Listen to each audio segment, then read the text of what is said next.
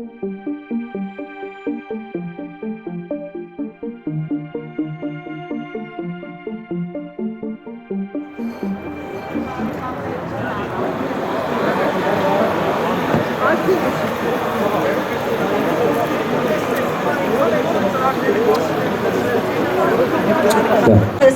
եք Արա Պապյանին և ազգային ժողովրդական բևեռին։ Այսօրվա մեր հանրահավաքը նվիրված է Մոսկվայի ռուս-թուրքական 1921 թվականի մարտի 16-ին ստորագրված պայմանագրի 100-ամյակին։ Մեր հանդիպման օրակարգը այսպիսին է, սկզբից ելույթ կունենա բացման խոսքով Բարսեղյան Արմենը, այնուհետև պարոն Հայկ Մարտիրոսյանը, իսկ հետո կլսեք Արա Պապյանին և վերջում կարող եք տալ ձեր հարցերը։ Բայց սկսելուց առաջ այժմ խնդրում եմ բոլորս մեկ րոպե լռությամբ հարգանքի տուրք մատուցենք մեր բոլոր անմեղ զոհերին։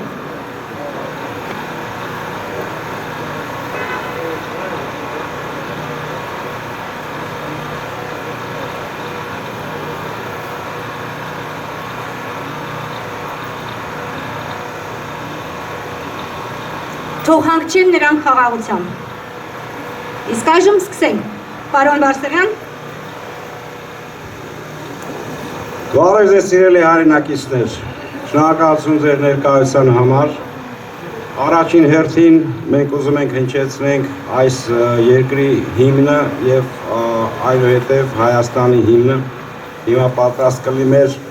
հարգանքը ցույց տանք այն երկրին, որտեղ մենք ապրում ենք և որի հետ դեռ հարցեր ունենք։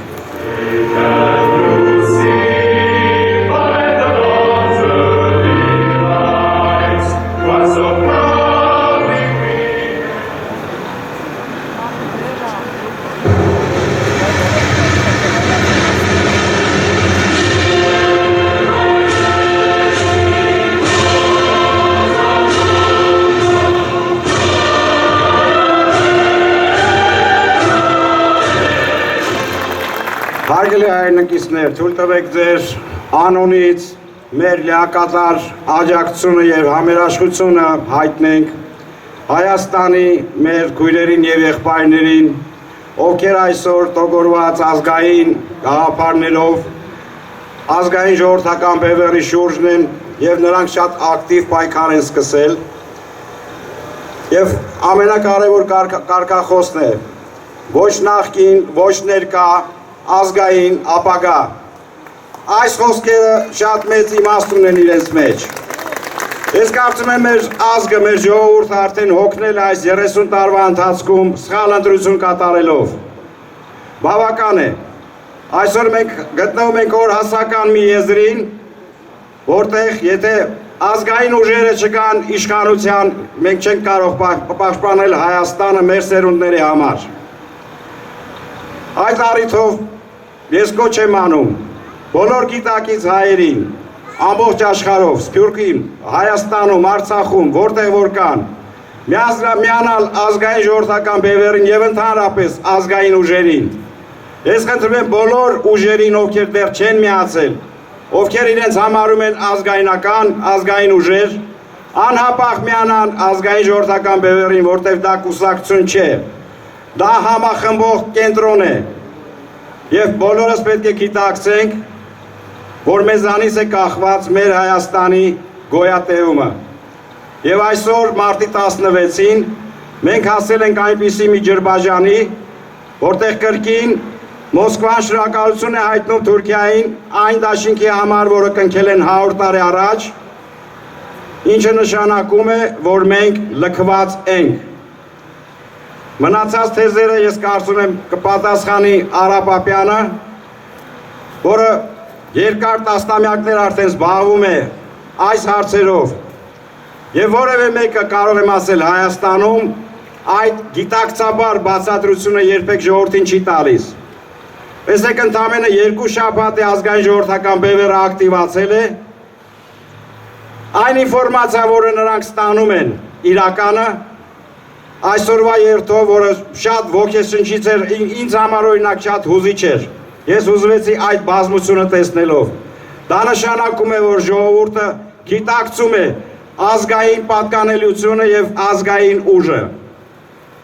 Եվ այսպիսով ես կոչ եմ անում նորից համախմբվել, աջակցել բոլոր ռեսուրսներով ինչ հնարավոր է։ Շնորհակալություն ձեր շահության համար։ Խոսքը տալիս ենք Հայկ Մարտիրոսյանին։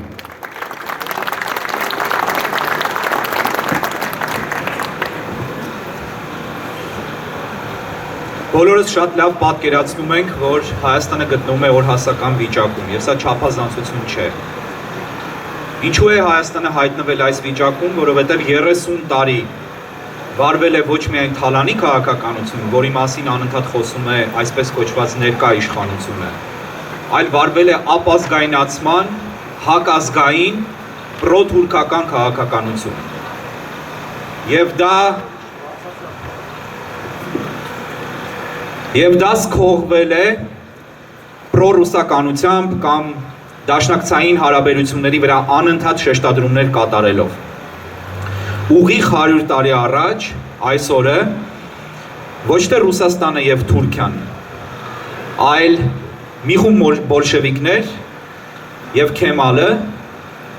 կնքեցին պայմանագիր, որով Հայաստանի կեսը նվիրվեց Թուրքիային։ 100 տարի հետո տեղի ունեցավ նույն բանը։ Միակ տարբերությունը այն է, որ այն ժամանակ ժողովուրդը գիտակցում էր ինչ է կատարվում, բայց հնարավորություն չուներ։ Հիմա 30 տարվա հետևողական աշխատանքի արդյունքում հասարակության մի զգալի հատված այդպես էլ չպատկերացրեց, թե ինչ կատարվեց։ Երկրորդ տարբերությունը այն է, որ այն ժամանակ Հայաստանը կիսելով դեռևս մնաց Հայաստան, հիմա մենք այլևս կանգնած ենք սպառնալիքի առջև, որ կիսվելով այլևս Հայաստան չի մնա, որովհետև կիսելու բան այլևս չկա։ Սա պիտի բոլորս հասկանանք։ Եվ պիտի հասկանանք նաև, որ խնդիրը ռուսականության, պրոռուսականության կամ հակառուսականության մեջ չէ։ Խնդիրը նրանում է, որ Ռուսաստանը կատարել է իր ընտրությունը։ Ռուսաստանը թեքվել է դեպի Թուրքիա, եւ ինչ ուզում է մենք անենք, ինչպես ուզում է մենք հարաբերվենք Ռուսաստանի հետ, որևէ բան փոխել չենք կարող, որովհետեւ Ռուսաստանը կատարել է իր ընտրությունը։ Եվ այդ ընտրության մեջ Ռուսաստանը պետք է Թուրքիային վճարի բարեկամության համար։ Եվ այդ գինը, որը վճարվում է, այդ մարգարիտը Թուրքիայի համար հանդիսանում է Հայաստանը։ Ցավոք սրտի մենք Հայաստանում ունենք նաև մի իրավիճակ, երբ քաղաքական առումով դաշտում կա խիստ բևեռացում, եւ այդ բևեռացումը բաժանվում է ընդամենը երկու ճամբարների։ Պրոռուսական ուժեր, որոնք միջնորդավորված ծառայում են կամ ուղղակի կամ միջնորդավորված Թուրքիայի շահերին, եւ ազգային ուժեր, որոնք հանդես են գալիս ազգային ժողովրդավարական օրակարգով։ Ազգային ժողովրդավարական ուժերը ցավոք սրտի այսօր կազմում են մեկ բևեռ, լավ կլիներ, որպեսզի լինեին տարբեր ազգային ուժեր հրապարակում։ Ցավոք սրտի այսօր միակ լուրջ ծանրակշիռ ուժը, որը ներկա է հրապարակում քաղաքական դաշտում, դա ազգային ժողովրդավարական բևեռն է։ Ցավոք սրտի կրկնեմ, որովհետև լավ կլիներ, որպեսզի շատ լինեին այդ ուժերը։ Եվ իհարկե մենք չենք դնում տարածված արտահայտություն կա, չէ, Հայաստանում շատ էժանագին արտահայտություն, ասում են աթոռակռիվ են տանում քաղաքական ուժերը։ Մենք աթոռակռիվ չենք տանում, մենք տանում ենք Հայաստանի համար կռիվ։ Եվ այդ կռվում պիտի ամբողջ ժողովուրդը մասնակցի։ Բոլորս պիտի հասկանանք, որ նախկինները եւ ներկաները դա մի բևեռ է, դա մի ուժ է, դա մի ճամբար է, որը փորձում է ժրաջանորեն ապացուցել Ռուսաստանին, որ ինքն է հենց այն ուժը, որը կարող է ծառայել ռուս-թուրքական օրակարգին։ Ներկաները, այսպես կոչված ներկաները դա ապացուցել են, որ իրենք կարող են դա հրաշալի անել։ Հիմա պայքար է գնում երկրորդ փուլով Հայաստանը հանձնելու գործում դերակատարություն ստանձնելու առաջնության համար։ Մենք ազգային ժողովրդարական բևեռը եկել է ասելու, որ մենք այն ուժն ենք, որը պահելու է Հայաստանը։ Եվ մենք խնդրում ենք բոլորի աջակցությունը։ Կա մտայնություն հասարակության տարբեր շերտերում,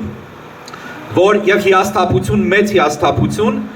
կա մտայնություն, որ բոլորը խաբել են։ Եվ այդ հիասթափությունը շատ հստակ երևում է նաեւ Սփյուռքում։ Շատերը հիասթափված են քաղաքականապես, շատերը հիասթափված են պատերազմի ավարտով պայմանավորված, շատերն էլ հիասթափված են իրենց փոխանցած գումարների փոշիացմամբ։ Բայց հիասթափվելու իրավունք մենք չունենք, որովհետև հիասթափվելով երկիր չեն փրկում։ Եթե մենք սիրում ենք Հայաստանը, եթե մենք մեզ հայ ենք համարում, մենք հիասթափվելու իրավունք չունենք։ Մենք արտագաղթելու իրավունք չունենք, ընդհակառակը, կարծում եմ, որ պիտի սկսեն մարդիկ դրսում մտածել Հայաստան գնալու մասին։ Բայց երկրորդ ամենակարևոր բանը նա է, որ չի կարելի ասել, որ մենք այլևս չենք վստահում ոչ ոքի եւ այլևս չենք վստահելու, որովհետեւ բոլորը խաբեցին։ Հայաստանում պետք է հաստատվի այնպիսի համակարգ եւ այնպիսի իրավիճակ, երբ հնարավոր լինի իշխանությանը փոխել։ Միշտ ասում են, լավ փոխեցինք, բա հետո անընդհատ փոխել, եթե այդ իշխանությունը դավաճանում է ժողովրդին։ Անընդհատ եւ անverջ։ Իսկական ժողովրդավարությունները այդպես են, եւ միայն այդպես է հնարավոր հաստատել մի համակարգ, որում իշխանությունը հաշվետու կլինի ժողովրդին եւ կներկայացնի ժողովրդի շահերը, եթե զգա, որ անընդհատ կարող են նրան փոխել։ Եվ մենք այն ուժն ենք, որը եթե գա իշխանության, պիտի նաեւ դա անպայմանորեն անի եւ պիտի հաշվետու լինի։ Չի կարելի մտածել, որ խաբել են, ուրեմն էլի խաբելու են։ Մենք իհարկե չենք խաբելու, բայց եթե ժողովուրդը մտածում է, որ այս կամ այն ուժը անվստահելի է, որովհետև նախկինները խաբել են, դա սխալ մոտեցում է։ Պետք է ձևավորել գիտակցություն, որ ժողովուրդը ունի ուժ։ Ամենամեծ սխալներից մեկը, որ մենք այսօր գործում ենք եւ վտանգում ենք Հայաստանի ոչ թե ապագան, այլ ներկան, Հայաստանի կյանքը, դա այն է, որ մենք ասում ենք, որ չկան մեր սրտով առաջնորդներ, չկա այն անձը, որը մեզ առաջ կտանի, շատերի համար չկա այն կուսակցությունը կամ ուժը, որը առաջ կտանի, դա չափազանց սխալ մոտեցում է, որովհետև ժողովուրդը դրանով պատվիրակում է ըստ էության իր որոշումը եւ իր ճակատագիրը ինչ որ մեկին կամ ինչ որ մի կոնկրետ ուժի կամ ուժերի։ Ժողովուրդը պետք է ինքը դուրս գա փողոց, փոխի այս դավաճանական բնույթի իշխանությունը եւ իշխանության բերի այն ուժին, որին ինքը գտնում է, որ կարող է փրկել երկիրը։ Իսկ այսօր երկիրը կարող է փրկել միայն ազգային իշխանությունը, որը արտաքին քաղաքականության ոլորտում նույնպես առաջարկում է բոլորովին նոր օրակարգ։ Եվ այդ ուժը դարձյալ մենք ենք։ Շնորհակալություն Հայկ։ Գուրգեն Մխիթարյան, հայկական վերածնունդից։ Եվ քանի որ Հայկը այստեղ հարց բարձրացրեց ազգային ժողովրդական բևեռին եւ իր սատարելուն, ես ուզում եմ մի վարքյան ձեր ուշադրությունը այդ բառերի վրա կենտրոնացնեմ։ Հիմա Հայաստանում կա 3 ուժ, դա Փաշինյանն է իր մանկապարտեզի հետ, դա 17 քրեա օլիգարխիկ համակարգին նվիրված կուսակցությունները եւ կա երրորդ ուժը ազգային ժողովրդական բևեռը։ Շատ շուտով բոլորս ազգային ժողովրդական բևեռը շատ շուտով կանգնելու ենք ընտրության առջև։ Կամ Փաշինյանն բաժանելու կաշառք ընտրությունների համար, ոնց որ բաժանեց մարտի 1-ին էր կարծեմ իր հանրահավաքը, նույն ձևի ոնց 17 կուսակցություններն են բաժանում իրենց կաշառքները, հենց 3 հատ վրաններից մեկը Բաղրամյանի վրա կաշառք բաժանողների տեղն է։ Այդպիսի Հայաստան ենք ուզում, բարեկամներ։ Հայկը ճիշտ ասեց, ինչքան պետք է, այդքան էլ պետք է ընտրություն անենք։ Մենք հիմա ասում ենք, ազգային ժողովրդական բևեռին պիտի ընտրեք։ Կասկածում եք, որ վատն է լինելու, իրավունքը պահպանեք իրենց փոխելու։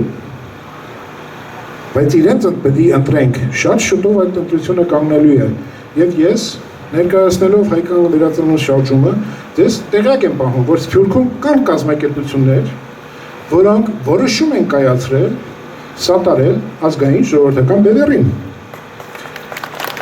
Շնորհակալություն։ Դրանով մենք օրինակ ենք ծառայում, որ մնացած կազմակերպությունները նույնպես սատարեք ազգային ժողովրդավարական բևեռին, որովհետև միայն նրանք են ծրագիր ներկայացնում գոնե այս 2 տարվա փոփոխությունների, ժամանակավոր կառավարություն եւ այլն, մնացածը աթոռակրիվ է։ Փաշինյանը իր աթոռակրին է տանում, 17-ը իրենց աթոռակրին են տանում եւ առանց որևէ ծրագրի։ Փաշինյանը գիտեք ինչ ծրագիր ունի Հայաստանի համար հենց հիմա։ Իսկ 17 չգիտենք։ Որտե մանկապարտեզը այնտեղ, ոնց ենք մանկապարտեզը Հայաստանի ապագան կերտելու, ոնց։ Մանկապարտեզի մտածելակերպ ունի այդ իմ քայլը։ Երկրորդը 17-ը։ Դրանք բացի քրյա ու գալխիկ այդ համակարգին նվիրված լինելուց ուրիշ ոչ մի բան չունեն, նրանք ասել են, իրենց նպատակը Փաշինյանին հանելն է։ Եղբայր, այդ կես քայլանոց, կես խելք ունեցող 17-ին ոնց կարելի է ինչ-որ վստահել մեր հայ պետության ղեկավարումը։ Մնում է դառը մենք մի բան էլ, հիմա իրանք վիճում են թողը իրենց մեջ մեղավորը, բայց չէ որ այդ վեճը պետք է վերջ տա։ Մեղավոր են 3 նախագահները և 1 վարչապետը, բոլոր 4 ղեկավարներն են մեղավոր։ Իրանք իրար մեջ մեկը մյուսի վրա գցելով,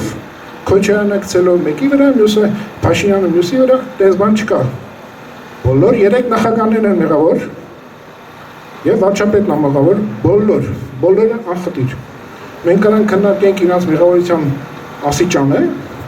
բայց բոլորն էլ մեղավոր են, որտեղ տեսանք ինչ պետություն են կառուցել, ինչ կառավարություն են կառուցել։ Մենք շատ լավ տեսանք արդյունքները, շատ օբյեկտիվ արդյունքներ տեսանք։ Եվ Ռոբը, եթե կարծում է track record ունի, այդ ապուշ Ռոբը։ Ինքը երևի չի իմանում, թե track record բառը ինչ է նշանակում, որտեղ մենք անգիր գիտենք իր track record-ը։ Մենք գիտենք, որ նա պետք է բանտում նստի։ Իսկ նա բանտ չնստելու համար Պարտակ կարող է միլիոններ ծախսել, միլիարդներ ծախսել, որ բան չնստի։ Հայաստանի հերն էլ անիծած իր համար։ Ինքը պատրաստ է ամբողջ Հայաստանը ծախել, բայց բանտ չնստի, բայց նրա տեղը բանտում է։ Դա է իր track record-ը։ Վերադառնամ ազգային ժողովրդական բերվերին և ասեմ, միակ մարդիկ, որոնք ոչ մի բանով դեռ վատություն չեն արել մեզ, ակնկալիքներ ունենք, որ լավություն կանեն։ Իրենց պետք է սատարենք, բայց դա սատարելը ինչ-որ ռեալ քայլերի պետք է վերածվի։ Հայկական վերածնունը շատ ռեալ քայլեր է անում։ Խորհուրդ եմ տալիս դուք էլ կապնվեք իրենց անդամների հետ և շատ ռեալ քայլեր անեք, որտեղ իրենք չունեն վրան կաշառք բաժանող, իրենք չունեն Փաշինյանի նման ադմինիստրատիվ ռեսուրս։ Նրանք ունեն մինեք իրենց ծրագիրը ու գաղափարը։ Ես խորհուրդ եմ տալիս ձեզ այդ գաղափարին նեցուկ կանգնեք և մարդը այնտեղ պահել է, ԱԺԲ-ն է ապագան։ Այդ դա մենք բոլորով պետք է օգնենք իրենց, որ իրականություն դառնա։ Համաձայն եք։ Շնորհակալություն։ Խոսքը տանք Արաբատյանին։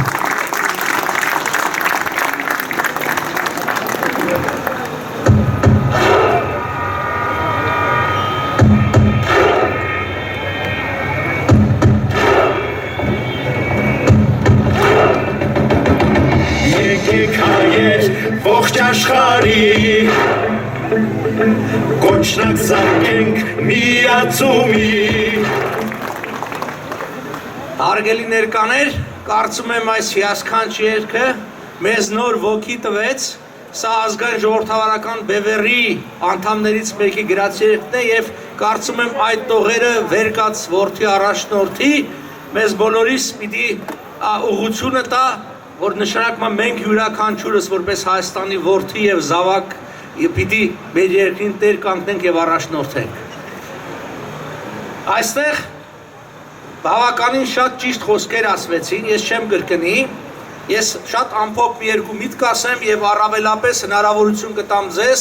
հարցերով ինձ դիմել, որոնց ես կպատասխանեմ։ Այսօր մարտի 16-ն է, մի ողբերգական օր հայոց համար, որ 100 տարի առաջ մեր Հայաստանը հայրենիքը մասնատվեց մի ստոր չարաղետ պայմանագրով Մոսկվայի 1921 թվականի մարտի 16-ի պայմանագրով և ազգային ժողովրդավարական բևեռը 16-ին, այսինքն այստեղի ժամանակով մի կես օր առաջ Երևանում ցույց արեց և մեր ժողովրդի բողոքը, ցասումը և անհամաձայնությունը հայտնեց այդ փաստաթղթի նկատմամբ։ Աշխարհի երկրորդ քաղաքը, որի որտեղ տեղի է ունենում հանրահավաք եւ մենք մեր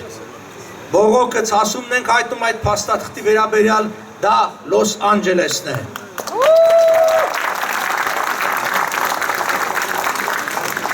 Եվ սա ես խորհրդանշական եմ տեսնում, որովհետև մեր քաղաքական ուժի կողմնորոշումը հստակ լինելով խորքի մեջ պրոհայկական, հայամետ, բայց մենք գտնում ենք, որ այդ հայամետությունը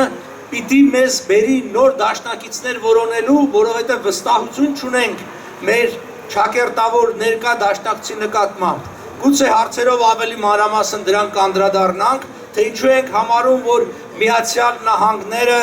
կարող են եւ մենք պիտի ձգտենք, որպեսզի Միացյալ Նահանգներից ստանանք, դա այսպեսի կարգավիճակ կա, կոչվում է Major Non-NATO Ally of the United States, Միացյալ Նահանգների ՆԱՏՕ-ի ոչ անդամ հիմնական դաշնակից եւ տարբեր 18 երկիր ունի նման կարգավիճակ, կարծում եմ Հայաստանը կարող է լինել 19-րդը եւ դա անվտանգություն կապավի Հայաստանին։ Ես նաեւ ուզում եմ իմ երախտագիտությունը հայտնել Միացյալ Նահանգների ժողովրդին եւ պետությանը այն տարիների համար, երբ Հայաստանը մասնատվում էր, այդ տարիներին հայ ժողովրդին օգնություն ցուցաբերելու համար։ Հիշեցնեմ, որ 132,000 որբա փրկվել ամերիկյան որբանոցներում, 89 որբանոց է եղել միայն Հայաստանի տարածքում, չհաշված ամբողջ Միջին Արևելքն ու Բալկանները, եւ մենք սա շեշտում ենք եւ երախտապարտ ենք, բայց միևնույն ժամանակ կարծում ենք, որ սա հիմք է, այդ դարավոր հարաբերությունները հիմք է, որպեսզի Միացյալ Նահանգների հետ մենք ունենանք ավելի սերտ, ավելի գործընկերային եւ եթե կուզեք դաշնակցային հարաբերություններ։